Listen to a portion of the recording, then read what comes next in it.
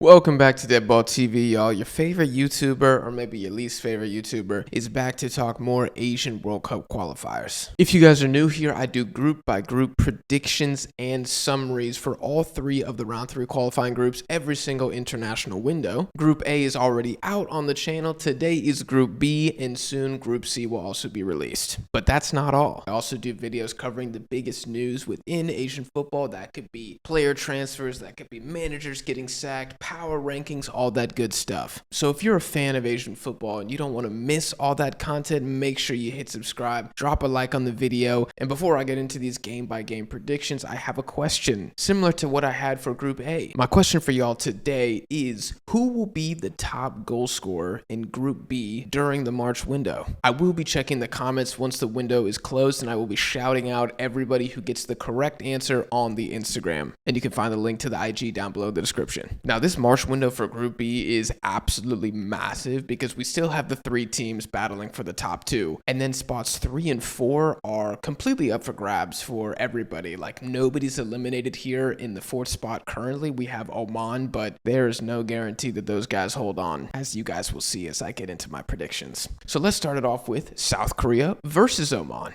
Now, I feel the vibes for South Korean football are pretty low right now, mainly related to stuff with the KFA and Hong Mung-bo, the manager, and I don't really want to get into that too much. If you guys want a in-depth analysis and breakdown of why everything's a disaster and there's so much corruption in Korean football, go check out my buddies BB Ballers. I'll put the link to their channel in the description. Looking at South Korea, this should be a very comfortable game. It should be one of their easiest in the entire cycle. Oman are worse now than they were in the 2022 cycle, and they didn't qualify in 2022. And I don't think they're going to qualify even with the expanded spots now for 2026. Oman will probably try to sit back in this game. I just don't think it's going to work. Mainly because when I look at Oman and how they stack up against the kind of tier 2 Arab teams, you know, guys like Bahrain, Kuwait, Oman, Palestine, soon to be Saudi Arabia. I'm kidding.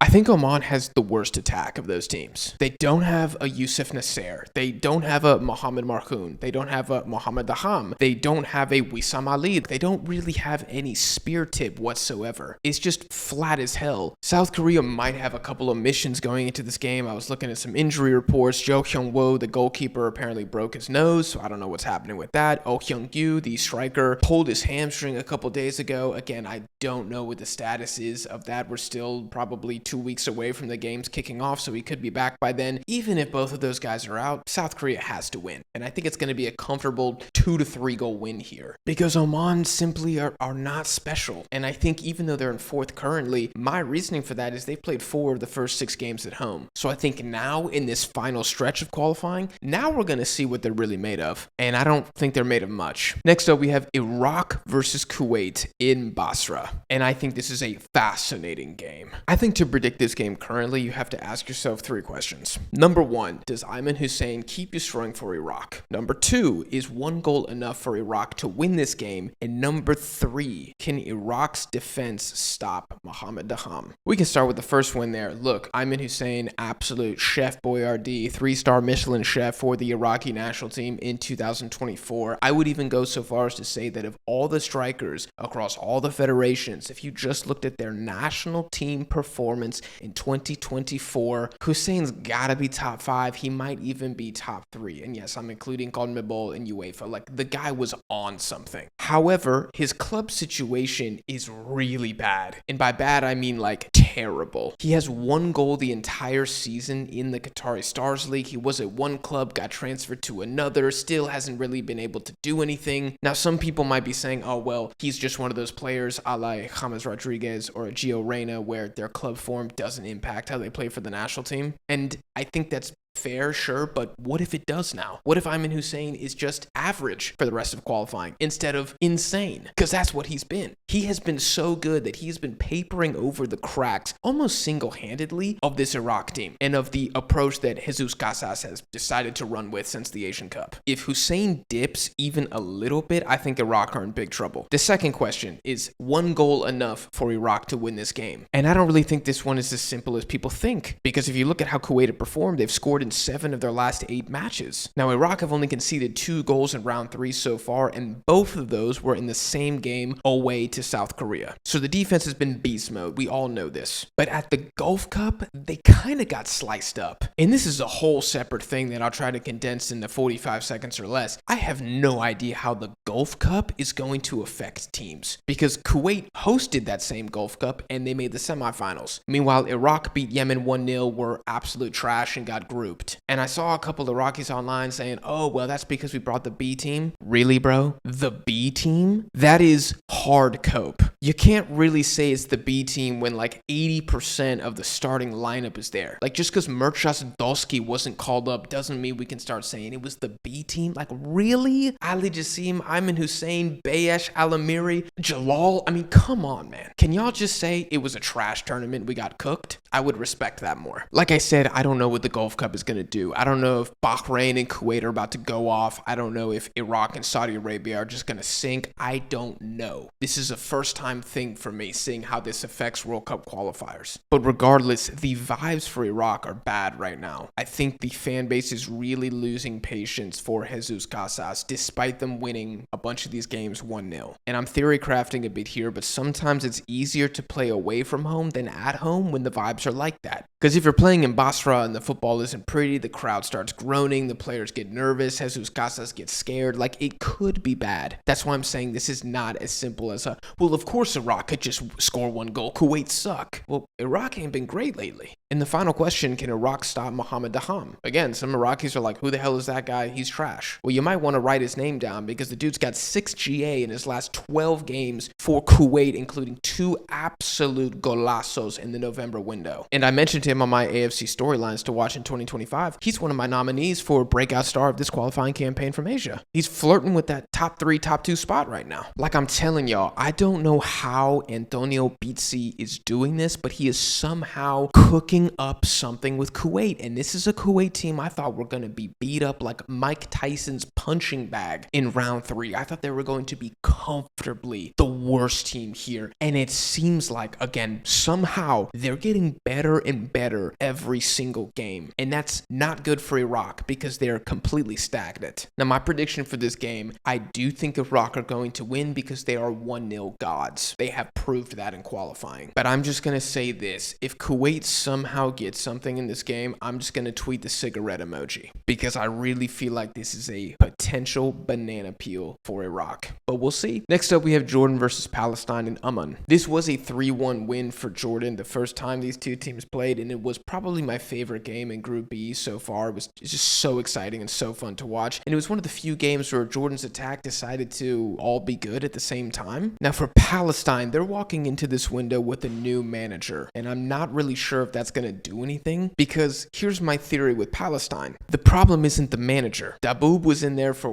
25 games, something like that. I think he did everything he possibly could to set up Palestine for success. For me, the players just aren't good enough. And if you need data points for that, look at the chances created, look at the possession, look at the shots. Every offensive category, Palestine is a top team in Asia, but they haven't been able to win games. Is sacking Daboub and bringing in another manager suddenly going to make Palestine clinical? Like, is my man supposed to run out there and take the shots himself? That's why I just don't really think this is going to make much of a difference. Is anybody seriously watching Palestine through round 3 so far and thinking, I think the manager's gotten this wrong tactically? They've been brilliant. They just can't score, and therefore they can't beat anybody. Now, Jordan, on the other hand, are one of the better teams in Asia, probably them in Saudi Arabia, that really, really need a win in March. Because Jordan have already used up their health potions. They're out of revives, they're out of super potions, because they used them twice, both against Kuwait. Yes, they got a good result away against Iraq, but they also didn't do anything against South Korea at home, so it's really time to step up. If Jordan don't beat Palestine, then the race for that number 2 spot is pretty much gone. That is, unless Kuwait beat Iraq and Basra, but let's not talk about miracles right now. This Palestinian side leak a lot of chances, and they also create a lot of chances. So on the defensive end, if Jordan cannot take advantage of this at home, then I'm full full-on panicking. I do think this is going to be a competitive game, but I'm kind of thinking the exact same scoreline that we saw when they played at a neutral venue, a 3-1. Gosh, there's so much more I could say about what we could learn about every single team in Group B, but that's what the recaps are for. So again, hit subscribe. Moving on to match day 8, we have South Korea versus Jordan in Suwon. Now, I pray to the heavens above that everybody is healthy for this game, because the last time these guys played each other in Oman, it was a 2-0 victory for South Korea, and it was just a real big letdown for me personally. Jordan in that game didn't really do anything outside of the opening 10 minutes, and sure, you could say that they didn't have Musa Al-Tamari and Yazan Al-Naima was coming back from an injury. He didn't even start the game, but still, it was pretty piss poor. Even South Korea didn't look that good. They just looked better than Jordan. I think that's the match that Hwang Hee-chan got injured in. Like, from a what the match could have been to what it actually was, it was a stinker. And so now I'm going to do what only foolish people do and get my hopes up for this game. I think this is going to be an amazing match. I choose to believe that. Please don't rain on my parade. Now, we've seen from the Palestine games that South Korea are not invincible. I think beating South Korea, very different story, very difficult thing to do, but stealing points from them, obviously there's a blueprint. Now, I think with those Palestine games, it was much more South Korea doing self-inflicting harm than it was Palestine just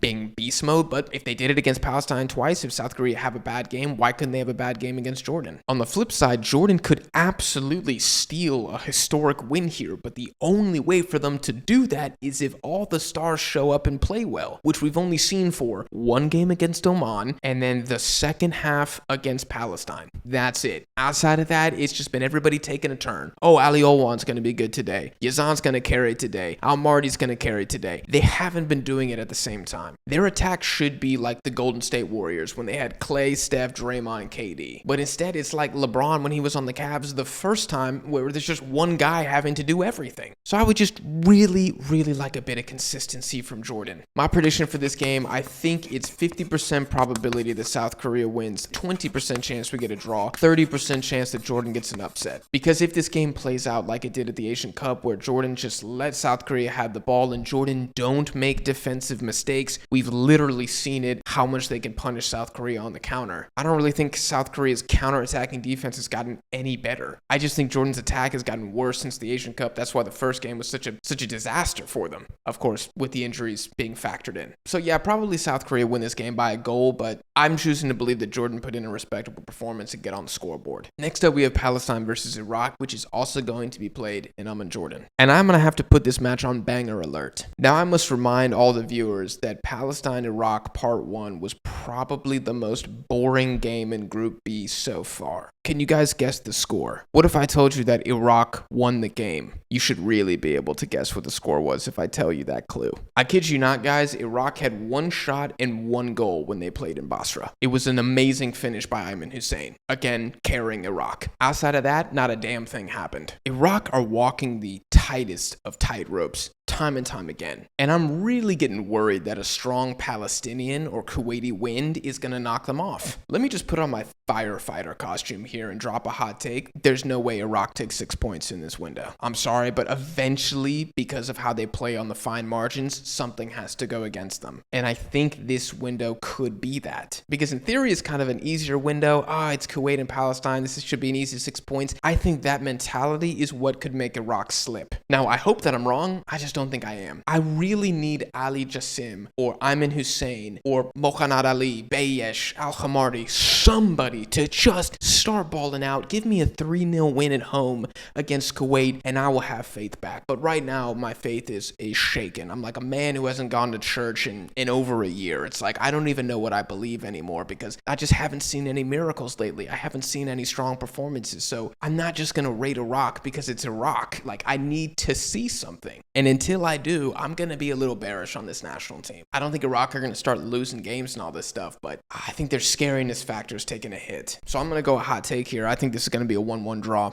Of course, if I pick a winner, I'm going to pick Iraq, but yeah, man, I'm sorry. The last match we have here is Kuwait versus Oman in Kuwait City, which I also think is an incredible game. And I can't even believe I'm saying that because I definitely wouldn't have said that 6 months ago. Now, Oman murdered Kuwait 4-0 in Muscat. squad, which honestly has been an outlier game for both teams. Outside of that game, Kuwait have been very solid, especially defensively. And Oman can't score goals. So again, I don't know what happened there. I'm looking at Oman's other fixtures. They lost pretty heavily at home, 3-1 to South Korea. It was a pretty decisive defeat. Didn't think Oman were that impressive there. They did have a couple decent moments against Iraq in both games, but they lost both 1-0. So yeah, mainly because their offense is stinky. On the flip side, Jordan visited Kuwait and they couldn't win, despite scoring first. Iraq visited Kuwait and they couldn't win. I know they had 10 men, but still. Kuwait City is not an easy place to play. And I'm sorry, I just don't really have respect for Oman right now. Now, I'm sure after all the smoke I've been bellowing on this video that Iraq are going to score 7 goals and Oman are going to have the window of their lives. That's just what happens when you're a footy YouTuber. Don't try this at home, kids. It never works out well. But yeah, I got Kuwait by 1. And that's the video, guys. Those are my predictions for Group B in the March window. I cannot wait for the recap. I don't care if I get every single thing wrong for every single group. Like, I just think coming off a 4-month break, coming off the Gulf Cup as well, what the hell are we going to see? Live streams are going to be very difficult for me to do, but I'm going to be tweeting about them constantly as I watch the game. So follow me at the Jackson on Twitter, link in the description. Also follow Deadball Team on Instagram down below as well. Let me know again, guys. Trivia question for today: top goal scorer from Group B during the March window. Let me know. If you get it right, you get a shout out on the IG. I appreciate you guys for watching. Drop a like in the video if you enjoyed, and I'll see y'all in the next one.